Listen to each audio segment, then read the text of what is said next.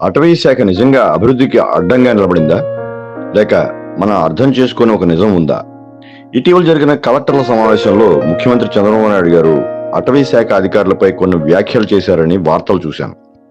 Police department peoples ఫ్రెండ్లీగా మారింది, కానీ ఫారెస్ట్ డిపార్ట్మెంట్ ఇంకా పీపుల్స్ ఫ్రెండ్లీగా మారలేదని ఆయన అన్నారని వార్తలు చదివిన తర్వాత నాకు కొన్ని విషయాలు చెప్పాలనిపించింది. అందుకే ఈ వీడియో చేస్తున్నాను. అటవీ శాఖ అధికారులు నిజంగా అభివృద్ధికి అడ్డుపడుతున్నారా, లేక వారు చట్టాలను మాత్రమే పాటిస్తున్నారా? ఈ విషయాల గురించి మాట్లాడే ముందు కొన్ని నిజాలు తెలుసుకోవడం ముఖ్యం.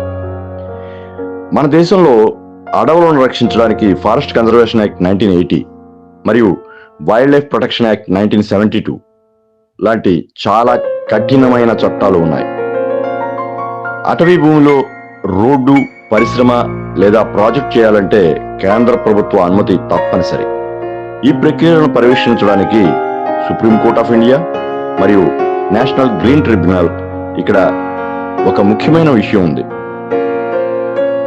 చట్టాలు కేంద్ర ప్రభుత్వం పరిధిలోనివి, అమలు చేసే అధికారులు మాత్రం రాష్ట్ర ప్రభుత్వ ఉద్యోగులు. ఈ కారణంగా కొన్నిసార్లు సమస్యలు వస్తాయి. రాష్ట్ర ప్రభుత్వం అభివృద్ధి ప్రాజెక్టులు త్వరగా కావాలి అనుకుంటుంది. అటవీ శాఖ అధికారులు చట్టాలు, కోర్టులు ఆదేశాలు పాటించాలి. ఇక్కడే కొన్నిసార్లు అపార్థాలు ఏర్పడతాయి. అటవీ ప్రాంతం ఉంటే క్లియరెన్స్ ప్రాసెస్ ఎక్కువ ఉంటుంది. అందుకే దీనికి డెవలప్మెంటల్ హర్డిల్గా చూస్తారు. కానీ మరో కోణం కూడా ఉంది. అటవీ శాఖ లేకపోతే అడవులు తగ్గిపోతాయి, వన్యప్రాణులు నశిస్తాయి, నీటి వనరులు తగ్గుతాయి, వాతావరణంలో పెను మార్పులు ఏర్పడతాయి. అందుకే ఇది అభివృద్ధికి అడ్డం కాదు, ప్రకృతి రక్షణ కోసం ఉన్న ఒక నియంత్రణ వ్యవస్థ మాత్రమే.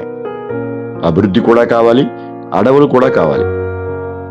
పర్యావరణ పరిరక్షణ, ప్రజలకు మౌలిక సదుపాయాల అభివృద్ధి, ప్రాజెక్టులకు వేగం, ఈ మూడిటి మధ్య సరైన సమతులనం ఉండాలి.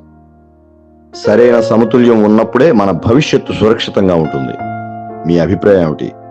అటవీ శాఖ నిజంగా అభివృద్ధికి అడ్డంకా, లేక ప్రకృతి రక్షణ కోసమే కఠినంగా ఉంటుందా?